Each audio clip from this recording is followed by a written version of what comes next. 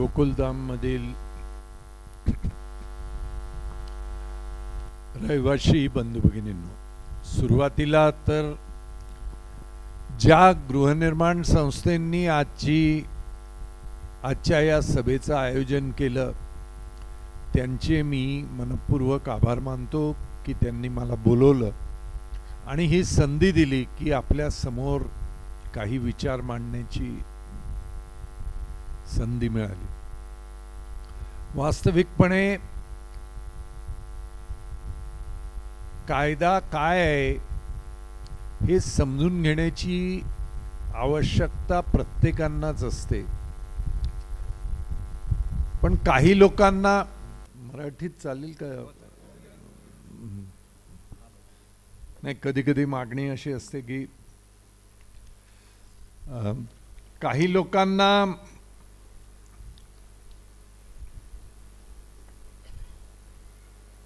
थोडंसं वेगळा विचार करण्याची सवय असते।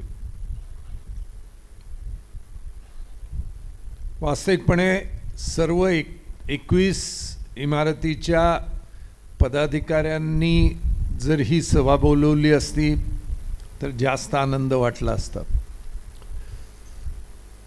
पण ही पहिली सभा आहे। पुढच्या सभेत निश्चितपणे 21च्या 21 इमारतीचे सर्व पदाधिकारी येतील आणि त्यांच्या विनंतीला मान देऊनच इथे मी येईन याची मला खात्री आहे। कारण शेवटी पदाधिकारी कोण निवडून देतंय? शेवटी पदाधिकारी निवडून देणार हे सामान्य मेंबर, आणि मेंबरला नेमकं काय पाहिजे आणि काय मिळेल हे मेंबरने ठरवायचं असतं। कारण जमिनीचे मालक सोसायटी आहे आणि सोसायटी म्हणजे सर्व सभासद, पदाधिकारी नाही। पदाधिकारी हे केवळ संस्थेचे विश्वस्त आहेत। सभासदांनी व्यक्त केलेल्या इच्छेला मान देऊन त्या पद्धतीनं पुढे जाण्याकरता सभासदांच्या वतीनं काम करणारे विश्वस्त आहेत, त्यांना पदाधिकारी म्हणून म्हणतात। कोऑपरेटिव्ह सोसायटीज ॲक्टमध्ये ह्या सर्व गोष्टी अतिशय स्पष्ट केलेल्या आहेत, पण अनेक वेळेला पदाधिकाऱ्यांना आपल्या अधिकारांची माहिती नसते। काही पदाधिकाऱ्यांना अधिकाराची माहिती नसते आणि काही पदाधिकाऱ्यांना मात्र इतकी माहिती असते की ती माहिती ते इतरांना सांगायची त्यांची इच्छा नसते। प्रत्येक सोसायटीत दलालांची कमी नसते आणि या दलालांना समाजामध्ये लोकांना काय मिळालं पाहिजे याच्यापेक्षा मला काय मिळणार याच्याकडे जास्त लक्ष असतं। आणि आज मला काय मिळणार म्हणणाऱ्या जी लोक असतील त्यांना सत्य कळवण्याची ही संधी मला दिसून आली आणि म्हणून आज या ठिकाणी हा विषय मांडण्यासाठी मी आलेलो आहे।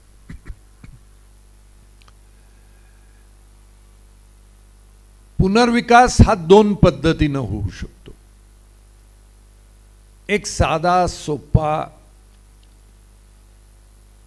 पुनर्विकास, आणि तो साधा सोपा पुनर्विकास म्हणजेच एक पीएमसी नेमणं,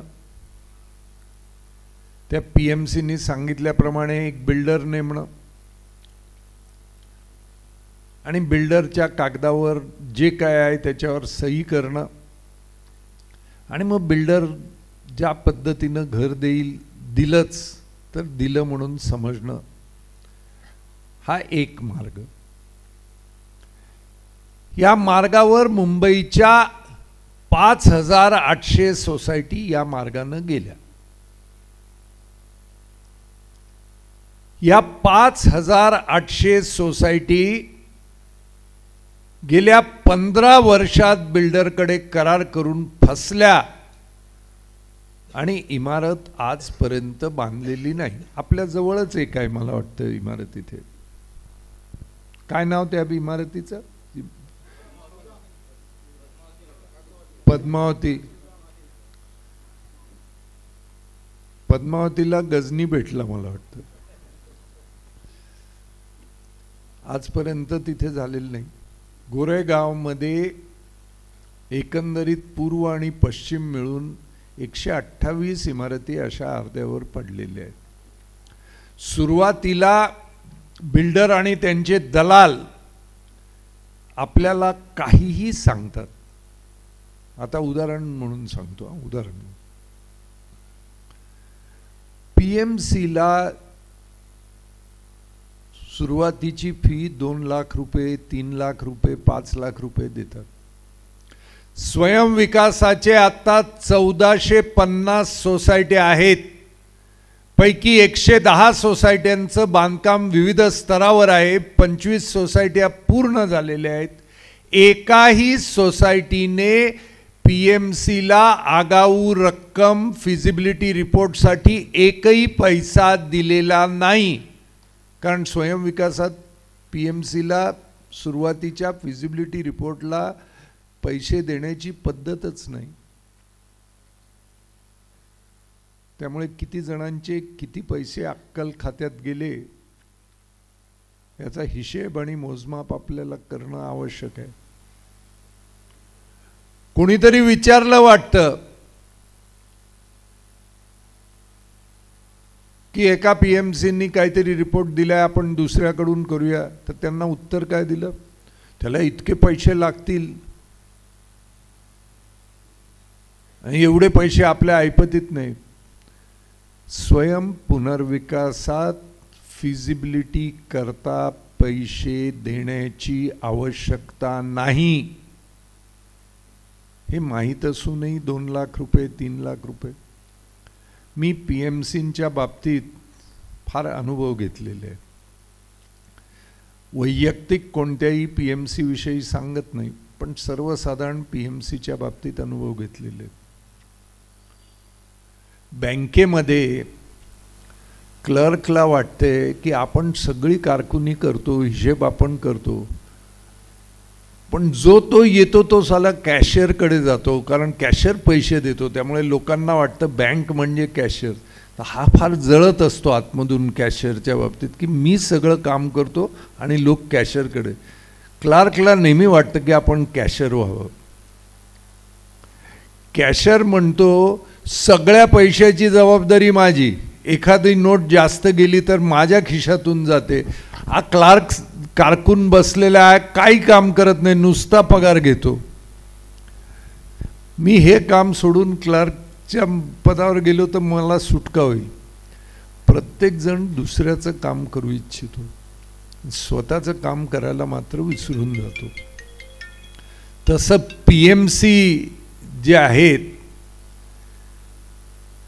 ते आपली जी डिग्री नाही ती आपली आहे म्हणून सांगतात. जे आपलं क्वालिफिकेशन नाही ते आपलं क्वालिफिकेशन आहे म्हणून सांगतात. म्हणजे क्लर्क कॅशियर स्वतःला म्हणवतो, कॅशियर क्लर्क म्हणवतो. तसंच जे माझा अनुभव नाही, जे माझं क्वालिफिकेशन नाही ते मी ते आहे म्हणून मी सांगण्यामध्ये माझा अभिमान वाटतो. म्हणजे फसवणुकीची सुरुवात तिथूनच होत असते. मी एकदा पीएमसी लोकांना, माझा अनुभव पीएमसी बरोबर फार दांडगा आहे, त्यामुळे एकदा पीएमसीच्या विषयी अनुभव सांगताना म्हटलं की हे मेंढपाळ आहेत, मेंढपाळ. तर माझ्या 2-4 मित्र पीएमसींनी येऊन मला सांगितलं की आम्हाला मेंढपाळ सांगितलं. म्हटलं का बरं? म्हटलं मेंढपाळ म्हटल्यानं तुमचा उद्धार केला, म्हटलं तुमचं काही नुकसान केलं नाही. का बरं? तर म्हटलं पूर्ण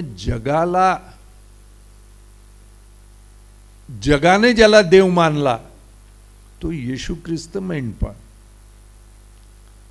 तुम्हाला त्या कॅटेगरीत बसवलं. आपल्या भारतात सुद्धा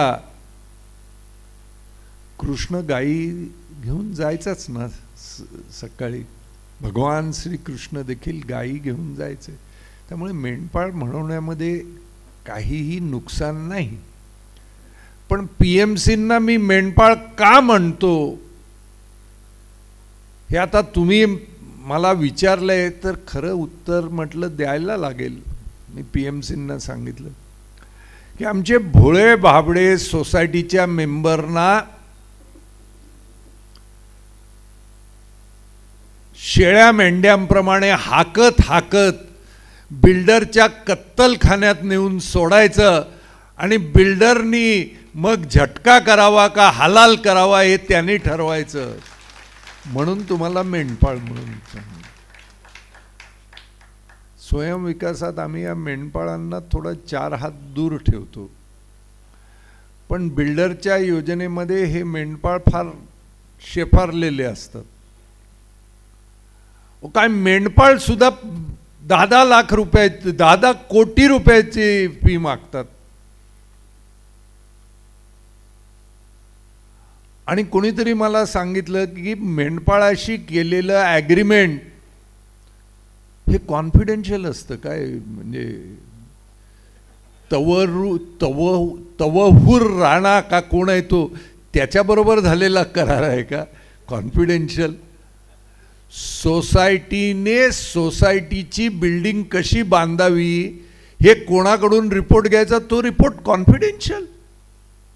म्हणजे काय त्याच्यात बोफोर्सची तोफ आहे का, त्याच्यामध्ये ईडीचा रिपोर्ट आहे का, त्याच्यामध्ये CBIचे सिक्रेट डॉक्युमेंट आहेत? कशाकरता नेमलेलं आहे त्यांना? आपल्या घराकरता.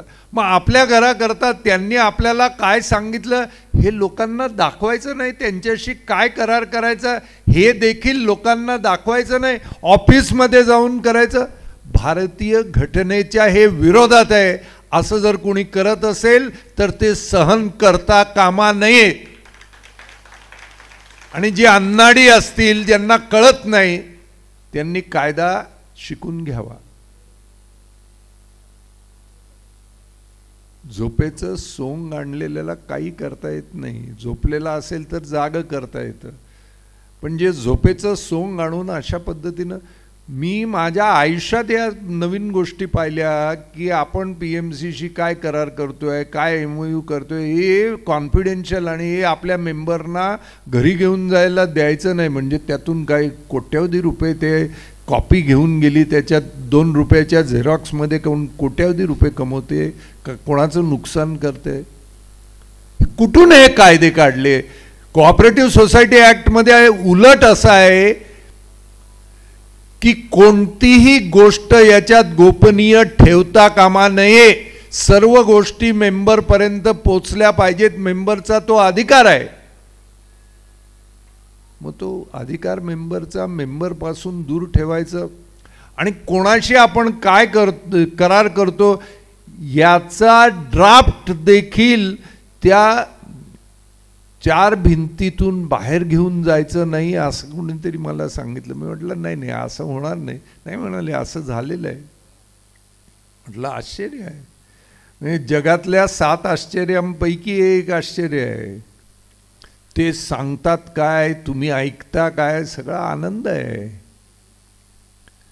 तर अशा परिस्थितीतून बिल्डरांनी नेमकं काय मुंबईत केलं? 5800 प्रोजेक्ट्स अडकलेच कसे? तर आपल्याकडून कन्सेंट घेतात. Irrevocable consent, irrevocable power of attorney. आता पॉवर ऑफ अटर्नी म्हणजे काय? तर आपण ज्या जागेचे मालक आहोत त्या जागेचं काहीही करण्याचे अधिकार ज्याला आपण ओळखत नाही अशा माणसाला आपण देतो. आणि तेही इरिवोकेबल, म्हणजे कधीही परत न घेणारा असं लिहून देतो. अग्नीला साक्ष मानून 7 फेरे जरी घेतले तरी कायद्यात डायव्होर्सची तरतूद आहे. पण बिल्डरकडे जाऊन करार केला की तो इरिव्होकेबल नाही, यातून आपण कधी बाहेर येऊ शकत नाही. 5,800 प्रोजेक्ट्समध्ये 1,25,992 कुटुंब रस्त्यावर आहेत. आता त्याच्यात 1,000ची भर टाकायची आहे का? हा निर्णय तुमच्या 20 इमारतीतल्या 1,000 रहिवाशांनी घ्यायचा आहे, जो अजिबातच अनोळखी आहे, ज्याच्यावर विश्वास ठेवणं शक्य नाही. केवळ काही दलाल आणि बाजार बुणगे त्याचं नाव घेतात म्हणून त्याच्याबरोबर आपण करार करणार आहोत का? ही झाली कथा ज्या लोकांना घरं मिळाली नाहीत त्यांची. आता ज्यांना घरं मिळाली त्यांची कथा ऐकूया. ज्यांना मिळाली घरं, 1,125 सोसायट्यांना घरं मुंबईत बिल्डरांच्या माध्यमातून मिळालेली आहेत. आता त्यांची कथा ऐकूया. सेलेबल नावाचा प्रकार आहे. त्याच्या बिल्डिंगी दर्शनी भागात, म्हणजे लोकेशन प्राईम, हवेशीर प्लॉट प्राईम, मैदान गार्डनला लागून, हे सगळे सेलेबल. आणि मग नॉन प्राईम कुठेतरी कोपऱ्यात छोट्या जागेमध्ये कोंबून ठेवलेल्या कबुतरांच्या खुराडासारखे मूळ रहिवाशी. आता हे मूळ रहिवाशी कुठले? तर बिल्डरांकडे त्याला एक नाव आहे. मग तुम्ही मराठीत घेतलं तरी नाव आहे, हिंदीत घेतलं तरी नाव आहे. मराठीत घेतलं तर नाव काय? फुकटे. कोण? आपण, जे मूळ रहिवाशी, जे या जमिनीचे मालक 30 वर्ष 35 वर्ष राहिले, ते फुकटे. हिंदीत म्हणायचं तर मफतिया. ये मफतिया लोग को एक कोने में डाल दो और सेलेबल अच्छा से अच्छा करो, कारण पैसे सेलेबल मधूनच त्यांचे येणार आहेत.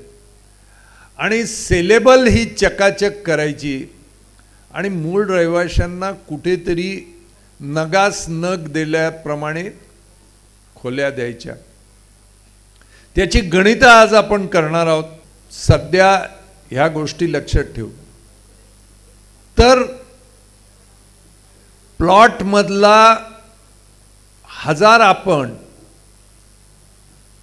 आणि आपल्याला कोपऱ्यातली छोटी जागा, आणि जे विकत घेतलेले आहेत त्यांना प्राईम जागा, म्हणजे आपल्या जागेवर आपण सर्वंट्स क्वार्टर वजा कुठेतरी मागे राहणार. क्वालिटी कन्स्ट्रक्शनची जे मूळ रहिवाशी आहेत त्यांची वेगळी, जे सेलेबल आहे त्यांची वेगळी. अशा पद्धतीची क्वालिटीमध्ये फरक. इतकंच नाही तर काही ठिकाणी सिंगल बिल्डिंग बिल्डरांनी केलेले आहेत. म्हणजे तळमजला ते 9वा मजला किंवा 10वा मजला मूळ रहिवाशी आणि वरचे मजले सेलेबल. एंट्रन्स एक्झिट वेगळा, आपला वेगळा त्यांचा वेगळा. आपण मागच्या दाराने, ते पुढच्या दाराने. आपली लिफ्ट 10 मजल्याच्या वर जातच नाही, 10 मजल्यावरच संपते, कारण 10 मजल्यापर्यंत फुकटे लोक आहेत. त्यांची लिफ्ट तळ मजल्यावरून 10 मजल्यापर्यंत थांबतच नाही, 10 मजल्यापासून स्टॉपिंग ॲट ऑल स्टेशन्स. त्यांची लिफ्ट सुपरसॉनिक स्पीड, कारण ती उंच असणारी, आणि आपली लिफ्ट वेगळी. म्हणजे ते वरचे, आपण खालचे. पैसे देऊन फ्लॅट विकत घेणारे विरुद्ध मूळ राहणारे. कुठे जाणार आपण बिल्डरच्या या गोष्टी सांगायला? रेरामध्ये आपण प्रोटेक्टेड नाही आहोत. रेरा कायदा मूळ रहिवाशांना अजिबात प्रोटेक्ट करत नाही. गेली 5 वर्ष आम्ही लढतो आहे की रेरा कायद्यामध्ये मूळ सोसायटीच्या मेंबर्सना प्रोटेक्शन द्यावं, पण अजूनपर्यंत त्याला यश मिळालेलं नाही. इथपर्यंत की एक रेराच्या चेअरमननी गव्हर्नमेंटला लिहिलं की मी चेअरमन आहे पण माझ्याकडे अधिकार नाही. 97% लोकांना रेराचं प्रोटेक्शन उपलब्ध नाही. त्यामुळे रेराच्या कायद्याची व्याप्ती थोडीशी वाढवावी आणि त्याच्यात मूळ रहिवाशांना समाविष्ट करून घ्यावं, पण नाही. रेराचा कायदा मूळ रहिवाशांना अजूनपर्यंत प्रोटेक्ट करत नाही. मग कोणाकरता रेरा आहे? जो बिल्डरकडून 2 कोटी 4 कोटी 5 कोटी भरून एक्स्ट्रा फ्लॅट जो विकत घेतो सेलेबलचा, त्याला रेरा प्रोटेक्शन. म्हणजे ज्याचा या जमिनीशी काही संबंध नाही, जो 4-4 कोटी देऊन फ्लॅट विकत घेतो त्याला प्रोटेक्शन. आणि जो या जमिनीवर 35 वर्ष नांगरत आहे किंवा पेरणी ज्याची झाली, जो इथे इतकी वर्ष ज्या वेळेला कोणी गोकुलधामकडे बघत नव्हतं त्यावेळेपासून इथे राहतोय, त्याला रेराचं प्रोटेक्शन नाही. आणि म्हणून प्लॅनिंग नीट नाही. आम्ही विद्यार्थ्यांना जे शिकवतो की प्लॅनमध्ये ह्या गोष्टी करू नये, त्या सगळ्या गोष्टी बिल्डरच्या प्लॅनमध्ये असतात. कारण त्याचा हेतू मुळी पैसे कमवणं आहे, तुम्हाला घर चांगलं देणं हे कधीच हेतू नव्हता, नाही आणि राहणार नाही. आणि त्याच्यावर देखरेख करणारा माणूस जर क्वालिफाईडच नसेल तर कसं कळणार तुम्हाला की काय तुमचं होतंय? आणि त्याच्याकडे चाकरी करणारा असेल, धुणी भांडणी करणारा असेल बिल्डरकडे, तर तो तुम्हाला चांगलं घर देईल. त्यामुळे या बिल्डरच्या योजनेमध्ये कोणी लिहून द्यावं, बाबा ह्या बिल्डरच्या योजनेमध्ये पूर्ण बांधकामाचा खर्च आणि पूर्ण प्रोजेक्टची कॉस्ट तुमच्या नावावर आम्ही बँकेत ठेवतो. म्हणजे उद्या कोणी बिल्डर पळून गेला तरी त्या पैशांना आपण बांधकाम करू शकतो. बँक गॅरंटी नाही. बँक गॅरंटी ही फसवणूक असते. ते म्हणणार नाही 20% पैसे बँक गॅरंटी आपण बिल्डरकडून देऊ. बँक गॅरंटी ही फसवणूक असते. का मी असं म्हणतोय? बँक गॅरंटी कधी वाटते? ज्या वेळेला तुम्ही बँकेला सांगता की बिल्डरने आपलं कमिटमेंट पूर्ण केलेलं नाही. पण बँक गॅरंटी वटवण्याचा अधिकार तुम्हाला तेव्हा प्राप्त होतो जेव्हा तुम्ही हे पुराव्यानिशी सिद्ध करता की बिल्डरच्या चुकीमुळे तुमचं काम थांबलेलं आहे. कोणता बिल्डर मान्य करेल की माझ्या चुकीमुळे थांबलेलं नाही? म्हणणार अमुक अधिकाऱ्यांनी अमुक ही परवानगी मला दिली नाही, वो लेके आओ, मैं करके देगा, मेरे को परमिशन नहीं मिला, मैं क्या कर सकता हूँ. मग तुम्ही काय करणार? घर सोडलेलं आहे, बिल्डिंग तुटलेली आहे, भाडी बंद झालेली आहे, मग तुम्ही काय करणार? सध्या महिन्याचं मेंटेनन्स भरताना आपल्या विवंचना काय असतात ते आपल्यालाच माहिती. तिथे रस्त्यावर आपण आहोत आणि मग बिल्डरनी आपल्याला सोडलं तर कोर्टात जाणार का आपल्या भाड्याचे पैसे जमा करणार का वकिलाचे पैसे जमा करणार? कुठे कुठे लढत राहणार तुम्ही? आणि ही परिस्थिती जगाच्या पाठीवर 1,25,992 कुटुंब बेघर झालेले आहेत. अशी जगामध्ये कुठेच झाली नाही. एका कुटुंबात 4 जण म्हटलं तरी 6 लाख लोक बिल्डरांवर विश्वास ठेवून रस्त्यावर आलेली आहेत. आता त्या 6 लाख लोकांमध्ये 1000 कुटुंब तुम्ही जोडणार आहात का? या प्रश्नाचं उत्तर तुम्ही स्वतःच द्यावं. आणि म्हणून त्याला पर्याय शोधण्याकरता काही लोक एकत्र बसले. आणि मग Tata institute of social sciences, IIT Mumbai, sir J college of architecture, Kamla Raheja college of architecture, Mumbai विद्यापीठाच्या इकॉनॉमिक्स डिपार्टमेंटचे प्राध्यापक, मुंबई विद्यापीठाच्या हिस्ट्री डिपार्टमेंटचे प्राध्यापक, सोशॉलॉजी डिपार्टमेंटचे प्राध्यापक, कॉलेज ऑफ सोशल वर्कचे प्राध्यापक, VJTIचे प्राध्यापक, हे सगळे आम्ही 2 दिवस बसलो आणि एक ऑल्टरनेट मॉडेल करणं शक्य आहे का बिल्डरांच्या, त्या ऑल्टरनेट मॉडेलवर विचार झाला आणि त्या विचारातून स्वयंविकासाचा पहिला व्हाईट पेपर हा 10 ते 15 वर्षापूर्वी तयार केला गेला. तो मी लिहिला आणि त्यातून स्वयंविकासाची संकल्पना पुढे आली. आता स्वयंविकास म्हणजे काय आणि बिल्डर आणि स्वयंविकासामधला फरक काय हे समजून घेण्यासाठी मनातले काही गैरसमज आपल्याला दूर करणं आवश्यक आहे. अनेक लोकांना असं वाटतं की आपल्याला सगळं काय कळतं. फेडरेशनच्या लोकांना विचारा, त्यांना सगळंच माहिती आहे.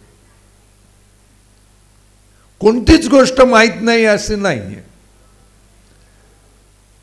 त्यांना वाटतं की ब्रह्मदेवाने सगळं ज्ञान आपल्यालाच दिलेलं आहे, बाकीच्यांना काही कळतच नाही. तर साधे प्रश्न, आता मी KEM हॉस्पिटलमध्ये जाऊन जर डॉक्टर रवी बापटांना सर्जरी कशी करायची हे शिकवायला लागलो तर डॉक्टर बापट म्हणतील, प्रभू साहेब तुमच्याकडे असेल PhD हो, पण ते आर्किटेक्चरची आहे, मला ऑपरेशन कसं करायचं हे तुम्हाला कळत नाही, तुम्ही याविषयी बोलू नका. बरोबर बोलतायत ते.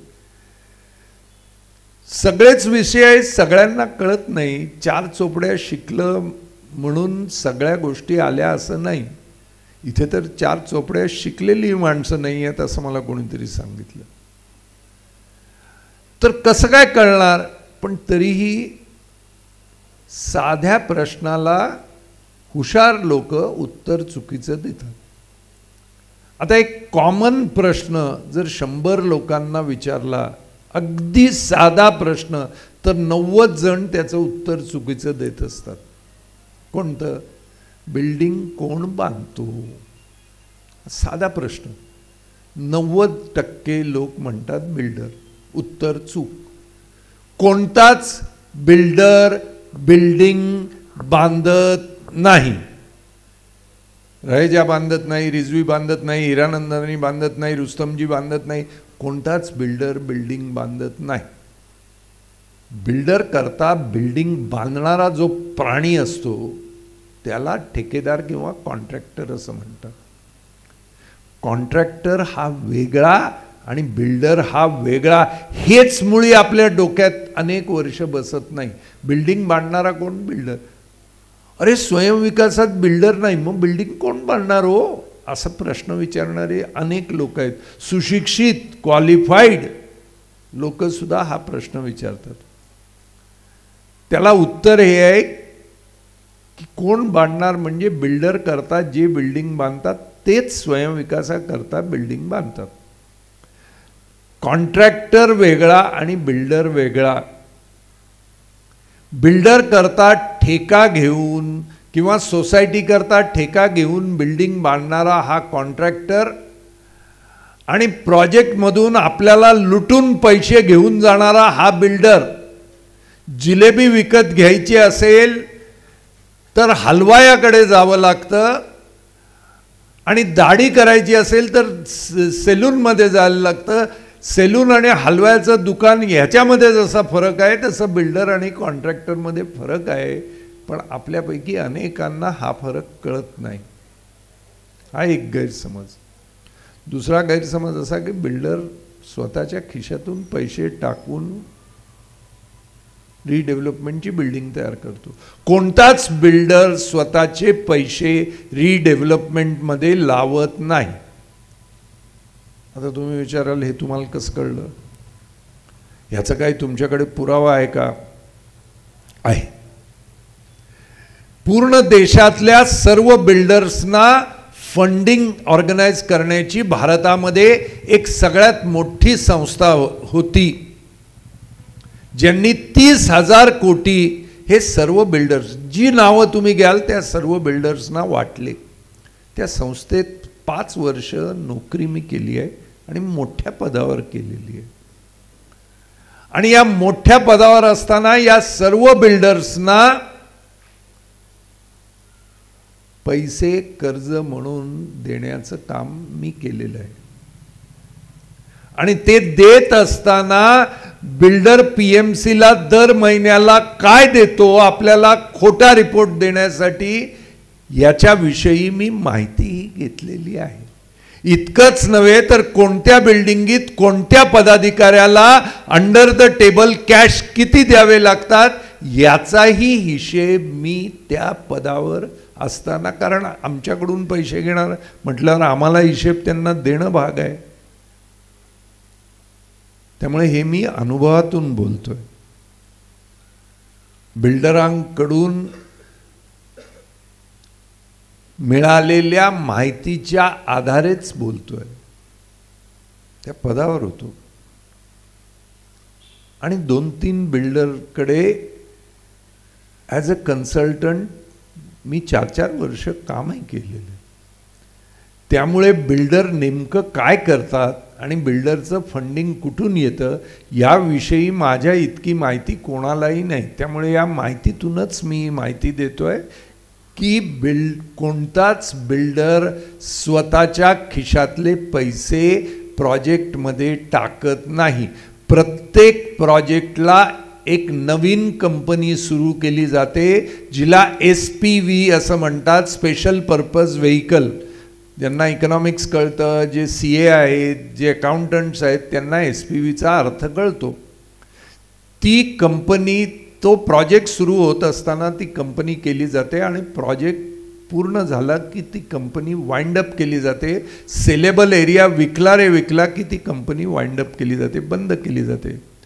4-5 वर्षांनी आपली घरं गळायला लागली तर आपण बिल्डरवर केस टाकायला गेलो तर ज्या कंपनीने ती बांधलेली असते ती कंपनी बंद झालेली असते. त्यामुळे स्वतःच्या खिशातले ते टाकत नाही. SPV मध्ये बिल्डरचा जो शेअर आहे तो जेमतेम 2-5-10 लाखाच्या वर नसतो. बाकीचे पैसे आपल्या इरिव्होकेबल पॉवर ऑफ अटर्नी मधून ते उभे राहतात. आणि मग आपण इरिव्होकेबल पॉवर ऑफ अटर्नी दिली, त्याच्या जोरावर बाजारातून जागेची विक्री करून विकत घेणाऱ्या इन्व्हेस्टर्स कडून बिल्डर पैसे घेतो आणि त्या पैशातून प्रोजेक्ट तयार करतो. अनेक बिल्डर अशा पद्धतीच्या इन्व्हेस्टरचे पैसे घेऊन देश सोडून गेलेले आहेत, डॉलरमध्ये कन्वर्ट करून. म्हणजे नीरव मोदी किंवा सांडेसारिया किंवा विजय मल्ल्या यांची नावं जगभर प्रसिद्ध झाली आहे. पण मुंबईतले 1165 बिल्डर लोकांकडून घेतलेल्या पॉवर ऑफ अटर्नीच्या आधारे पैसे घेऊन ते पैसे डॉलरमध्ये कन्वर्ट करून हवालाने परदेशी पाठवून देश सोडून परदेशी नागरिकत्व घेतलेलं आहे. हे कोण सांगणार? शेवटी पार्लमेंटमध्ये प्रश्न विचारला, त्यावेळेला उत्तर देताना हे सांगण्यात आलं आणि ते लोकांसमोर आलं. पण आपल्याला ते ऐकण्याची कधी तसदी आपल्याला होत नसते. आपल्याला आज IPL मध्ये काय झालं किंवा आज सासूने सुनेला काय म्हटलं हे सिरियल बघण्यामध्ये आपण इतके व्यस्त असतो की आपले पैसे घेऊन देश सोडून करोडो रुपये देशाच्या बाहेर दररोजचे जात आहेत, ह्याच्याकडे लक्ष द्यायला आपल्याकडे वेळ नसतो.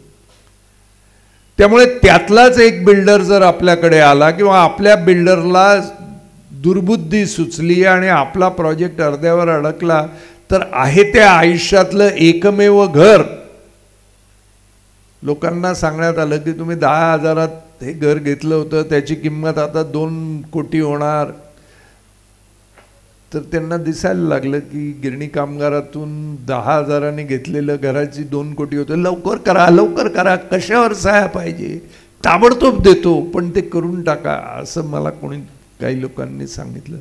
पण घाईनं करोडपती होण्याच्या भानगडीत आहे ते गमून बसण्याची वेळ देशपांडे काकांसारखी तुमची येऊ नये म्हणून या ठिकाणी मी सांगतोय. तुम्ही बिल्डरकडे गेलात तर माझं काही नुकसान होत नाही, नुकसान झालं तर तुमचं होणार. तुम्ही स्वयंविकासात गेला तर माझा काय फायदा होत नाही, फायदा झाला तर तो तुमचाच होणार. मी आज स्वयंविकासाचे मुंबईमध्ये 25 प्रोजेक्ट्स पूर्ण झालेले आहेत. त्या स्वयंविकासाची पूर्ण संकल्पना आणि धोरण हे मुंबई बँकेकरता लिहिणारा म्हणजे त्या धोरणाचा जनक, त्या धोरणाचा ऑथर, त्या धोरणाचा लेखक म्हणून मी आपल्या समोर आहे. आणि या धोरणाप्रमाणेच हे झालेले आहे. आता जे 25 प्रोजेक्ट झाले त्यापैकी 2 किंवा 3 प्रोजेक्ट्स विषयी तुम्हाला माहिती देतो. चेंबूरला चित्रा सोसायटी आहे, 380 स्क्वेअर फीट कार्पेट एरिया, साधारणपणे तुमची घरं ज्या साईजची आहेत त्या साईजमधली. अनेक बिल्डरांनी ऑफर दिली, कोण 485, कोण 450, कोण 475, कोण 500, कोण 505, कोण 510. शेवटी एकाने 515 दिले. त्याच्याशी जाऊन चर्चा करून 525 केले. 2 लाख रुपये कॉर्पस. लोकांना वाटलं की काय आनंदी आनंद. माझ्याकडे आले. जे आज मी तुम्हाला सांगतोय तेच मी त्यांना सांगितलं. सुरुवातीला त्यांना माझ्यावर विश्वास बसला नाही. 3 मीटिंग मध्ये मी गेल्यानंतर शेवटी त्यांना स्वयंविकास करावासा वाटला. आज त्यांच्या इमारती पाडल्या गेल्या. रहिवाशांना भाड्याकरता पैसे सोसायटीने दिले. एकही रहिवाशाला स्वयंविकासामध्ये एकही पैसा भरावा लागत नाही. इथे कोणीतरी सांगितलं 40 लाख रुपये तुम्हाला काढायला लागतील म्हणून. खोटं बोलतायत. एकही रहिवाशाला स्वयंविकासामध्ये एकही पैसा काढावा लागत नाही. आणि मग ते गेले. मूळ जागा किती? 380. बिल्डर किती देत होता? 525. स्वयंविकासात आज त्यांची बिल्डिंग उभी आहे 25 मजली. आज त्यांना प्रत्येकी 1250 स्क्वेअर फीट कार्पेट एरिया मिळालेला आहे. टिळकनगर स्टेशनच्या बाहेर चित्रा कोऑपरेटिव्ह हाऊसिंग सोसायटीमध्ये जावं आणि स्वयंविकास त्यांनी केला की नाही आणि 1250चे फ्लॅट मिळाले की नाही ते बघा. त्या फ्लॅटचं योग्य वापर करून दर कुटुंबाला प्रत्येक महिना 40,000 रुपये उत्पन्न आहे, मेंटेनन्स फ्री जाऊन. विश्वास नाही ना बसत? नाहीच बसणार. जाऊन तिथे भेटा त्यांना. असे 25 इमारती आहेत. आत्ताच मला वाटतं मुख्यमंत्र्यांनी एका ठिकाणी उद्घाटन केल्याचं भाषण इथे लावण्यात आलं. विलेपार्लेला 350 स्क्वेअर फीटच्या ठिकाणी त्यांना 1400 स्क्वेअर फीट मिळाले. चारकोपला 400 फुटाच्या ठिकाणी त्यांना 950 स्क्वेअर फीट मिळाले. आणि हे सगळे इंडिव्हिज्युअल बिल्डिंग होती, क्लस्टर नाही. तुमच्या इथे क्लस्टर होणार आहे तर एरिया इतका मिळू शकतो. किती मिळेल ते आता तुम्ही म्हणाल. चेंबूरचं सांगितलं, तिथे प्राईम लोकेशन आहे. कुठेतरी लांबचं सांगा. मी मुलुंडची केस सांग. मुलुंडला पूर्वरंग सोसायटी मिठागर रोडवर आहे, स्टेशन पासून फार जवळ नाही आणि दलदलीची जागा मिठागराच्या आजूबाजूला. त्या जागेवर 370 स्क्वेअर फीटच्या ठिकाणी 1150 स्क्वेअर फीट कार्पेट एरिया स्वयंविकासात मिळाला, जिथे कोणताच बिल्डर 500 फुटाच्या पेक्षा अधिक द्यायला तयार नव्हते. सगळे पीएमसी 500 फूट मिळालं तर खूप झालं. हो, काय मिळत नाही बिल्डरला, काही मिळत नाही, पण मी सांगतो म्हणून तो करून देतोय. आज त्यांची बिल्डिंग 36 मजली इमारतीची झालेली आहे. केवळ स्विमिंग पूलच नव्हे तर मुंबईच्या उपनगरात कोणत्याच बिल्डरनी दिलं नाही तर मिनी गॉल्फ कोर्स हे आज पूर्वरंग सोसायटीत आहे. आणि मेंटेनन्स फ्री लाईफ टाईम. तर जे तिथे होऊ शकतं ते आपल्याकडेही होऊ शकतं. फक्त आपल्याला त्या संदर्भात हिम्मत करण्याची आवश्यकता आहे. आणि जे आपल्याला लुटणाऱ्यांबरोबर जातात त्या दलालांपासून सावध राहण्याची आवश्यकता आहे. दलाल कोण असतात हे ओळखणं कधी कधी कठीण असतं, कधी कधी सोपं असतं. जे गपचूप येऊन रात्रीच्या सया मागतात तेच दलाल.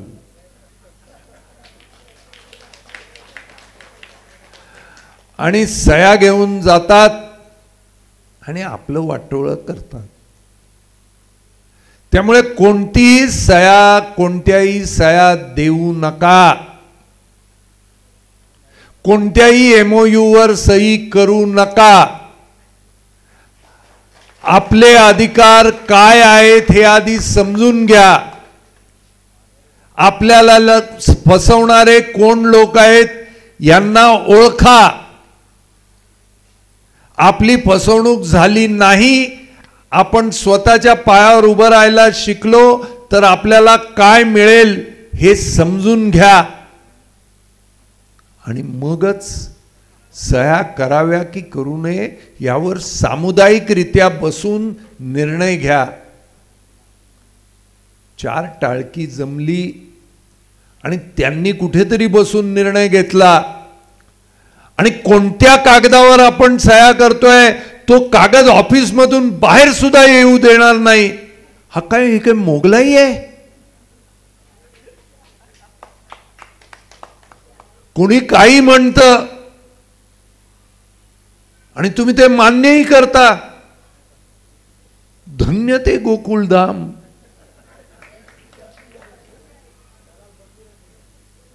सर्व ठिकाणी सुरुवातीला म्हणत होते की गाव तिथे पाणी, त्यानंतर लोक म्हणायला लागले गाव तिथे भानगडी, आता म्हणतात सोसायटी तिथे दलाल. प्रत्येक सोसायटीत 2-3 दलाल असतात आणि ते वाटाघाटी करतात. 1 नाही 10 म्हणतात ते. मला अनेक वर्ष वाटाघाटी या शब्दाचा अर्थ कळला नाही, पण गोकुळधाम बद्दल समजल्यानंतर वाटाघाटीचा अर्थ कळला. वाटा त्यांचा आणि घाटा तुमचा 1000 लोकांचा, यालाच वाटाघाटी म्हणतात. ही वाटाघाटी. तर आपला घाटा होतोय हे तरी कळण्याची अक्कल आपल्यामध्ये आहे की नाही हा प्रश्न आहे. आणि या प्रश्नातून आपल्याला मार्ग काढून बाहेर पडायला पाहिजे. आणि खोटं सांगतायत की स्वयंविकासात तुम्हाला पैसे काढावे लागतील. एकाही स्वयंविकासाच्या, आता 25 प्रोजेक्ट तर पूर्ण झाले, OC मिळाले, ते राहायला आलेले आहेत. पैकी 15 प्रोजेक्ट विषयी स्वतः मुख्यमंत्र्यांनी पाहणी करून ओके दिलेले आहे.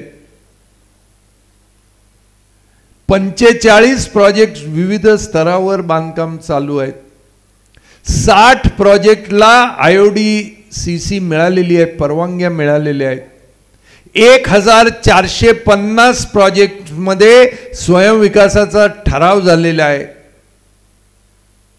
त्यामुळे आता लोकांना स्वयंविकासाचं महात्म्य आणि अर्थ हा कळायला लागलेला आहे. आता लोकांची फसवणूक होत नाही. पूर्वीच्या काळात फसवणूक केली ते केली, VRS मधून दलाली खाल्ली, खा. लोकांना खोल्यातून बाहेर काढण्याची, गिरणी कामगारांना बाहेर काढण्याची दलाली खाल्ली, खा. पण आता मेहनतीनं घाम गाळून मिळालेल्या घरातून बेघर करण्याचं कारस्थान कोण जर करत असेल तर ते खपून घेणार नाही हे सांगण्याची हिम्मत तुमच्यामध्ये असली पाहिजे. आणि हे 1-2-7 बिल्डिंगी करता नाही, हे मी 21च्या 21 बिल्डिंगींबद्दल बोलतोय. कायदा काय म्हणतो की प्रत्येक बिल्डिंगीत ठराव व्हायला लागतो आणि त्या बिल्डिंगीच्या मीटिंगमध्ये 2/3 मेंबर हजर राहावे लागतात. आणि त्याच्यात असणाऱ्या मेंबरपैकी 50% मेंबरनी 51% मेंबरनी होकार द्यावा लागतो, तरच तो ठराव मंजूर होतो. असं इथे झालेलं आहे असं मला वाटत नाही. बिल्ट एरिया म्हणजे काय? लिफ्टचा एरिया हा इमारतीच्या 10% होतो. लिफ्टमध्ये काय बांधलं जातं? 4 बाजूला 4 भिंत आणि बाजारातून लिफ्ट विकत घेतली जाते. त्याच्यावर तुम्ही कन्सल्टंटला दलाली देणार? कार पार्किंग मध्ये 700 गाड्या पार्किंग मध्ये उभ्या करण्यासाठी कार पार्किंग बांधली जाते, त्याच्यावर पण तुम्ही कन्सल्टंटला दलाली देणार? ही पद्धत कुठेही होत नाही. ही इथे केली गेली असं काही लोकांनी सांगितलं. खरं आहे का खोटं आहे माझ्यापेक्षा तुम्हाला जास्त माहिती आहे. या गोष्टी चुकीच्या आहेत. या गोष्टी कायद्याला धरून नाहीत. या गोष्टी अनधिकृतपणे केलेल्या आहेत. या गोष्टी बेजबाबदार आहेत आणि या गोष्टींपासून आपल्याला सावध राहणं आवश्यक आहे. शेवटी जागा आपली, जमीन आपली, मालक आपलं.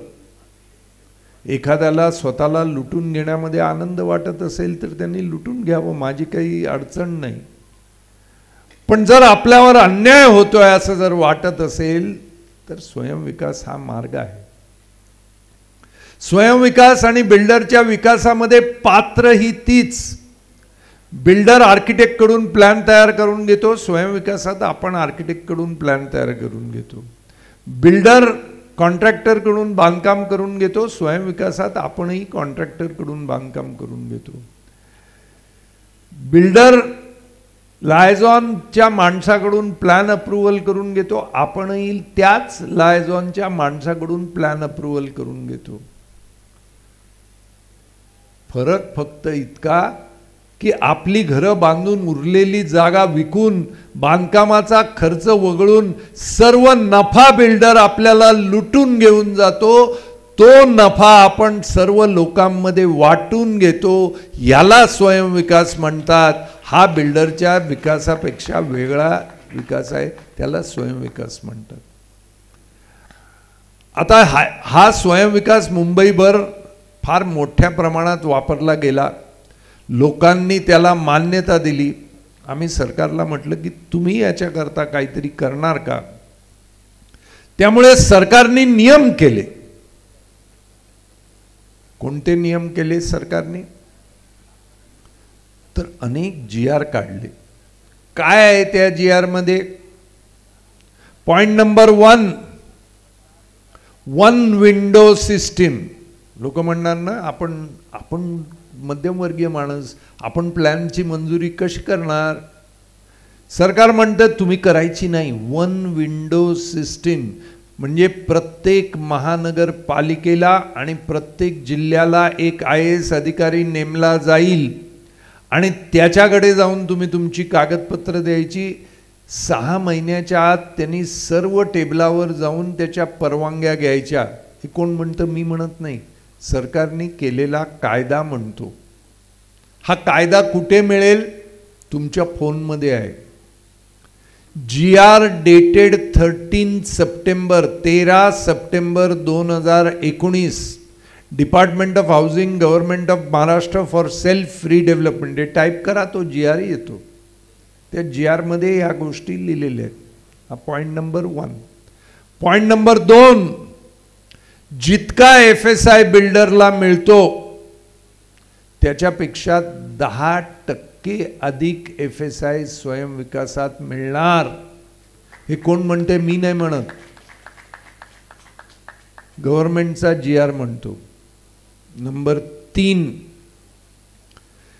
तुम्ही जर कर्ज घेतलं बँकेकडून तर त्या कर्जाची जी व्याज आहे त्या परतफेडीच्या व्याजामध्ये 4% सबसिडी ही गव्हर्नमेंट देणार.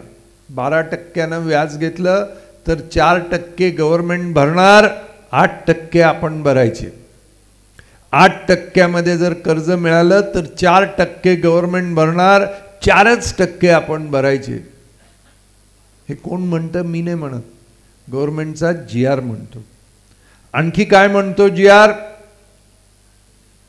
आपण जर बिल्डरकडे गेलात, आपलं आज घर 300 फुटाचं आहे आणि बिल्डरनी जर 450 दिले तर 150 फुटाच्या बाजारभावाप्रमाणे त्याच्यावर आपल्याला स्टॅम्प ड्युटी भरायला लागते. जर स्वयंविकासात आपण गेला तर आपल्याला 1000 फूट जरी एक्स्ट्रा मिळाले तरी स्टॅम्प ड्युटी किती? केवळ 1000 रुपये. म्हणजे जिथे 10 लाख 15 लाख स्टॅम्प ड्युटी भरायला लागते बिल्डरकडे जाऊन, तिथे फक्त 1000 रुपये भरायला लागतात. आणखी काय म्हणतो आज GR? GST जो बिल्डर भरतो त्या GST मध्ये आपल्या घरांपुरता जो खर्च आहे तो आपल्याला माफ होणार. म्हणजे GST बिल्डरपेक्षा आपण कमी भरतो, भरावा लागेल स्वयंविकास झाला तर. आणखी महत्वाचं काय म्हणतो तो GR? जर आपण स्वयंविकासाचा ठराव केला, मी काय म्हणतो ते पुन्हा पुन्हा ऐका, तुमच्या कॉलनी करता हे पूर्णपणे अमृत आहे. जर स्वयंविकासाचा ठराव केला तर पूर्ण जमिनीचं डीम्ड कन्व्हेयन्स 1 महिन्याच्या आत देण्याची सरकारने जबाबदारी घेतलेली आहे. म्हणजे आज तुम्हाला तुमच्या घराची प्लिंथ सोडून बाकीच्या जागेचं कन्व्हेयन्स मिळालेलं नाही आणि अनेक वर्षापासून तुम्ही कोर्टात लढतात. जर तुम्ही स्वयंविकासाचा ठराव केला तर डीम्ड कन्व्हेयन्स देण्याची जबाबदारी गव्हर्नमेंटनी घेतली आहे आणि तीही 1 महिन्याच्या आत. आता गव्हर्नमेंटच्या नेहमीच्या कामाप्रमाणे 1 महिन्यात नाही झालं तर 2 महिन्यात होईल, 2 महिन्यात नाही झालं तर 3 महिन्यात होईल, पण होईल तर खरंच जबाबदारी गव्हर्नमेंटनी घेतलेली आहे. हे कायद्यात म्हटलेलं आहे, हवेमध्ये निवडणुकीत केलेलं आश्वासन नाही, हा कायदा आहे. कोणाला त्या कायद्याची कॉपी घ्यायची असेल तर येऊन घेऊन जाऊ शकता. मी त्या कायद्याची तारीखही देईन, GRचा आकडाही देईन आणि GRची डिटेल कॉपीही देईन. गव्हर्नमेंटनी पुस्तिका काढली आहे की आम्ही आश्वासन पूर्ती केलेली आहे. आमच्याकडे जे लोक आले त्या सगळ्यांना 1 महिन्यामध्ये स्वयंविकासाचा ठराव करून जे आले त्यांना 1 महिन्यामध्ये आम्ही डीम्ड कन्व्हेन्स करून दिलेलं आहे. मी म्हटलं गोकुळधाममध्ये झालेलं नाही अनेक वर्ष, ते आमच्याकडे आलेच नाहीत स्वयंविकासाचा ठराव करून. त्यामुळे स्वयंविकासाचा ठराव करता येतो हेच जर तुमच्या पदाधिकाऱ्यांनी तुम्हाला सांगितलं नाही तर मग या दलालों से बचो. या दलाल तुम्हाला खड्ड्यात टाकतायत. आपल्याला दलाली नको, आपल्याला घर पाहिजे आहे. आपल्याला कमिशनबाजी नको, तर आपल्याला आपल्या जमिनीचा मालकी हक्क पाहिजे आहे.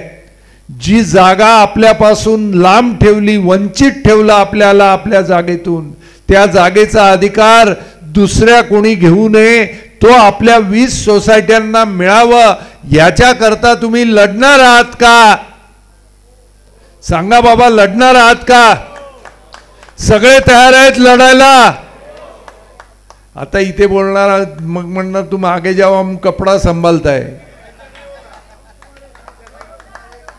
तयार आहेत? मग स्वयंविकासाचा ठराव करा आणि डीम्ड कन्व्हेन्सला 1 महिन्यामध्ये या सगळ्या जमिनी करून देण्यासाठी गव्हर्नमेंटकडे अर्ज करा.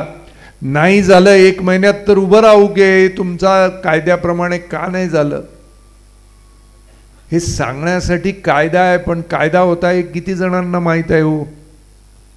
हे सांगण्याची जबाबदारी कोणाची? जे तुमच्या वतीनं मोरके म्हणून बसलेत त्यांची होती ना. मग त्यांनी ती जबाबदारी पूर्ण केली नाही म्हणून मला येऊन इथे इंजेक्शन द्यावं लागलं डॉक्टर प्रभूला. तर आज सर्व गोष्टी माहीत झालेल्या आहेत. इतकंच नाही तर त्या GR मध्ये आणखी असं आहे की महानगरपालिकेकडून जे FSI विकत घ्यायचं आहे त्या FSI मध्ये आपल्याला बिल्डर जितके पैसे देणार त्याच्यात डिस्काउंट आहे. जे प्रीमियम भरायचे आहेत ते प्रीमियम बिल्डर जितके देणार त्याच्यात आपल्याला डिस्काउंट आहे. LUC लँड अंडर कन्स्ट्रक्शनचा टॅक्स जो बिल्डर भरणार आहे त्याच्यात स्वयंविकासाला डिस्काउंट आहे. या सर्व गोष्टी आपल्याला उपलब्ध असताना तो त्या पर्यायाचा विचारही न करताना कोणीतरी म्हणतो म्हणून PMC नेमायचा, कोणीतरी म्हणतो म्हणून बिल्डरकडे जायचं, कोणीतरी म्हणतो म्हणून MOU करायचं. कृपा करून अशा गोष्टी करू नका. तुमच्या हिताचं जे आहे त्याचा विचार करा. स्वतःचं हित कशात आहे ते बघा. आता स्वयंविकासात एकाही मेंबरला एकही पैसा द्यावा लागणार नाही. मी पुन्हा सांगतोय. मग सुरुवातीचे पैसे कुठून येणार? बाकीचे कर्ज मिळतं, बँकेकडून मिळतं, इतर ठिकाणून मिळतं. मुंबई जिल्हा मध्यवर्ती बँक कर्ज देतं, ठाणे जिल्हा मध्यवर्ती बँक कर्ज देतं, रायगड जिल्हा मध्यवर्ती बँक कर्ज देतं. महाराष्ट्र स्टेट कोऑपरेटिव्ह बँकेने 10,000 कोटी देतो म्हणून सांगितलंय.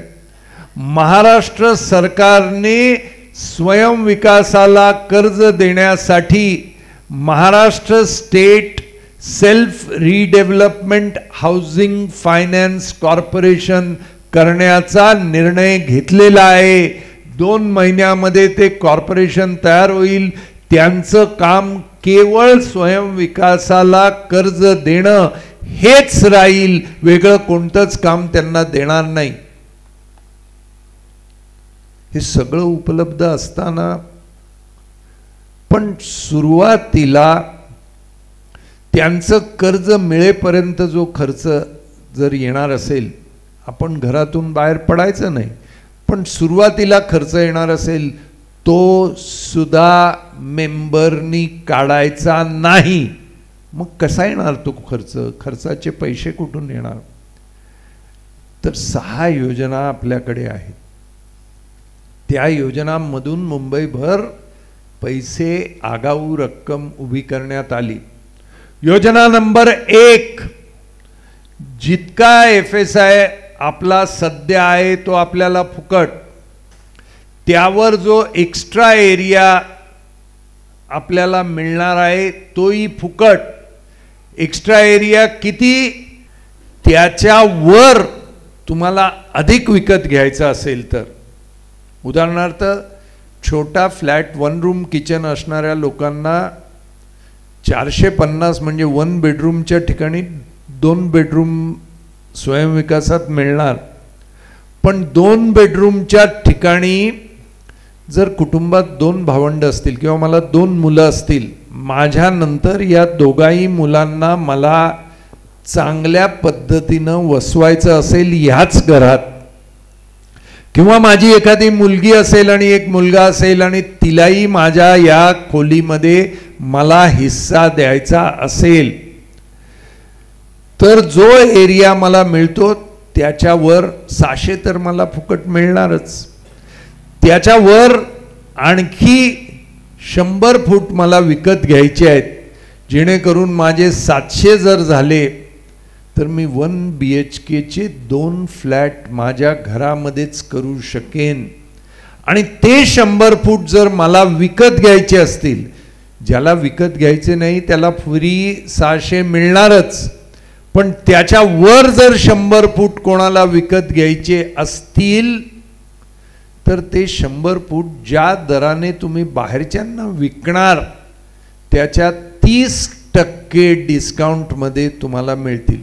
म्हणजे तुम्ही काय इथे विक्रीचा दर काय?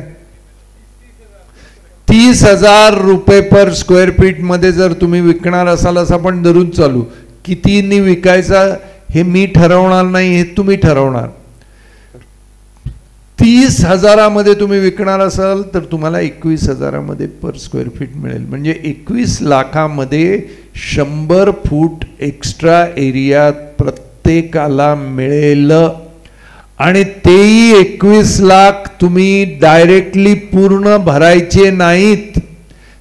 4,20,000 21 लाखाच्या 20% तुम्ही भरायचे, बाकीचे होम लोन मधून तुम्हाला मिळणार. ही स्वयंविकासाची संकल्पना मी मांडलेली नाही, ही सरकारने कायद्यामध्ये दिलेली संकल्पना आहे. ही स्कीम नंबर 1. आता स्कीम नंबर 2, मला आमच्या लोकांच्या रिहॅबमध्ये घर नको, मला सेलेबलमध्ये बिल्डिंगमध्ये फ्लॅट पाहिजे. तर 30,000 रुपये पर स्क्वेअर फीट सेलेबलमध्ये विक्री असेल तर त्याच्या 20% डिस्काउंट म्हणजे 24,000 रुपये पर स्क्वेअर फीटमध्ये मेंबरची बायको, मेंबरचा मुलगा, मेंबरची मुलगी, तिचं लग्न झालं असेल तरी मेंबरचे नातू नात, आई वडील, आजी आजोबा यांच्यापैकी कोणालाही सेलेबल मधला फ्लॅट विकत घ्यायचा असेल तर 20% डिस्काउंट. ही योजना नंबर 2. कोणावर बळजबरी नाही की हे फ्लॅट विकत घेतले पाहिजे. ज्यांना विकत घेण्याची, ज्यांची ऐपत आहे, ज्यांना घेण्याची इच्छा आहे, केवळ त्यांना. माझा मुलगा माझ्या 1 रूम किचनमध्ये मोठा झाला, सध्या तो इतरत्र राहतोय कारण हे घर पुरेसं नाही, पण त्याला गोकुळधाममध्ये परत यायचं आहे. सध्या नालासोपाऱ्याला राहतो, विरारला राहतो, कुठेही राहत असेल तर त्यानेच त्याचं घर सध्या तारण ठेवून किंवा विक्री करून इथे बांधण्यासाठी पैसे जर त्यांनी उभे केले तर त्याला 20% डिस्काउंटमध्ये फ्लॅट मिळेल. म्हणजे 500 फुटाचा 1 BHKचा फ्लॅट जर सेलेबलमध्ये घेतला तर तो 1 कोटीमध्ये एरवी मिळाला असता. तो त्याच्यामध्ये प्रत्येक फुटाला 6,000 डिस्काउंट म्हणजे 30 लाखाचा डिस्काउंट त्याला मिळेल. ही योजना नंबर 2. योजना नंबर 3, मेंबरचे भाऊ बहीण, सासू सासरे, मेवणा मेवणी यांच्यापैकी कोणालाही सेलेबलमध्ये फ्लॅट पाहिजे असेल तर 15% डिस्काउंट. स्कीम नंबर 4, चुलत भाऊ, आते भाऊ, मामे भाऊ, मावस भाऊ, चुलत बहीण, आते बहीण, मामे बहीण, मावस बहीण म्हणजे मेंबरच्या वडिलांच्या भावाची मुलं, मेंबरच्या वडिलांच्या बहिणीची मुलं, मेंबरच्या आईच्या भावाची मुलं, मेंबरच्या आईच्या बहिणीची मुलं, मेंबरच्या मिसेसच्या वडिलांच्या भावाची मुलं, मिसेसच्या वडिलांच्या बहिणीची मुलं, मिसेसच्या आईच्या भावाची मुलं, मिसेसच्या आईच्या बहिणीची मुलं यांच्यापैकी कोणाला फ्लॅट विकत घ्यायचा असेल तर त्यांना 10% डिस्काउंट. ही स्कीम नंबर 4. आणि स्कीम नंबर 5 की हे सर्व फ्लॅट जेव्हा तयार होतील त्यावेळेला लॉटरी पद्धतीनं अलॉटमेंट मिळते.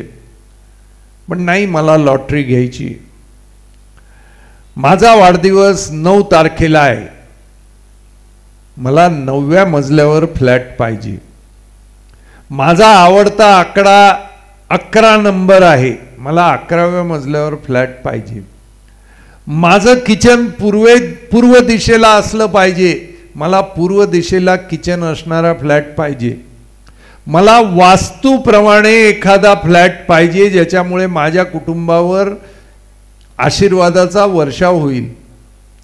माझे एक गुरुजी आहे, त्यांनी सांगितलं की हा फ्लॅट घेतला तर माझी भरभराट होईल.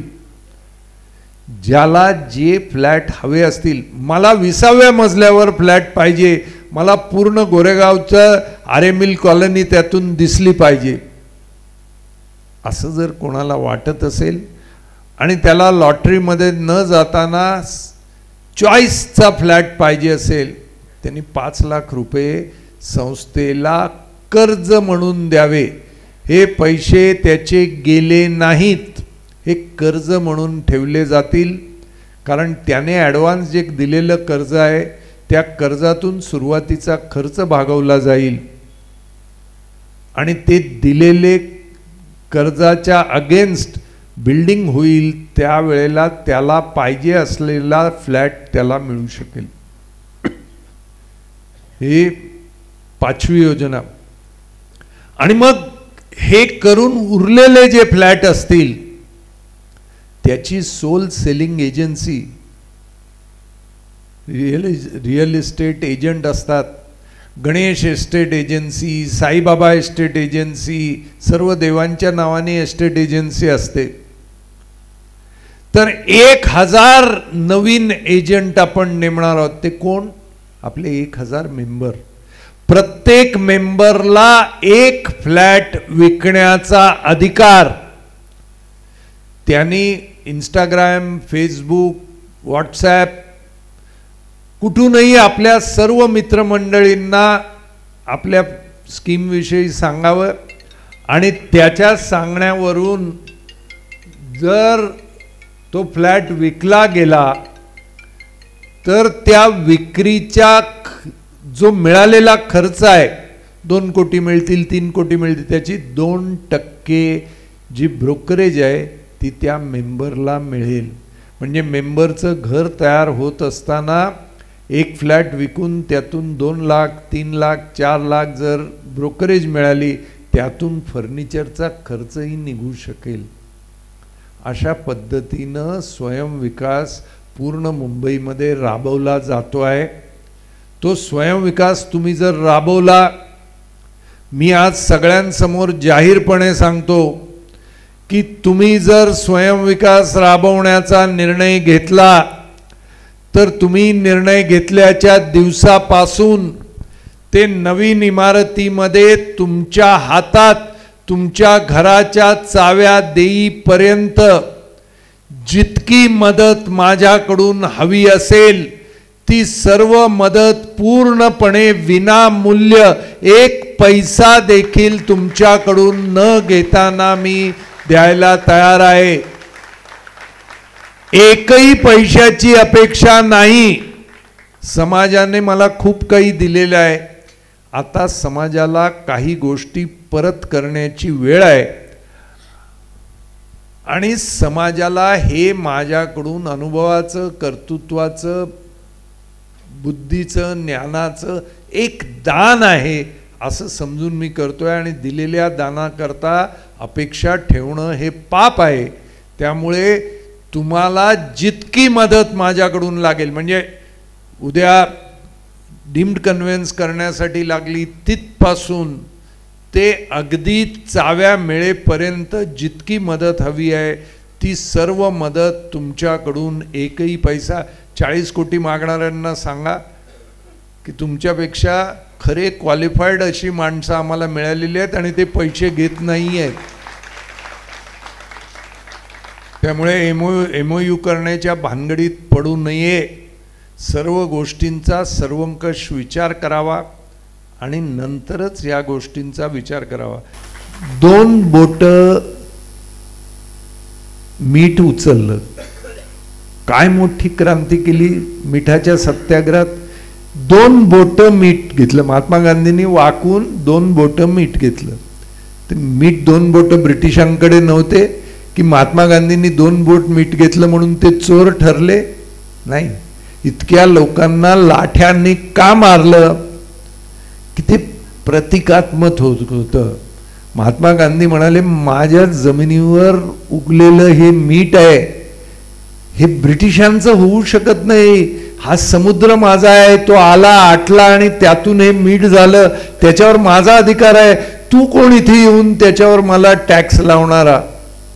आणि म्हणून त्यानंतर 42च्या लढ्यामध्ये महात्मा गांधींनी घोषणा काय दिली ब्रिटिशांना? चले जाओ.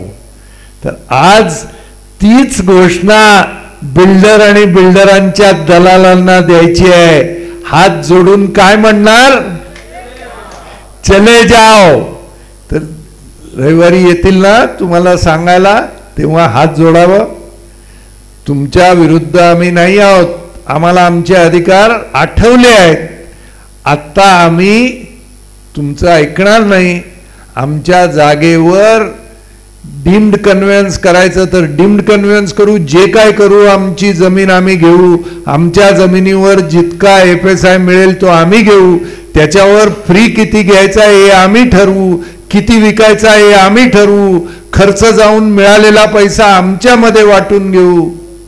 तू कोण हे सांगण्याची तुमच्यामध्ये हिम्मत पाहिजे की आज खऱ्या अर्थानं आम्ही स्वतंत्र झालेलो आहोत.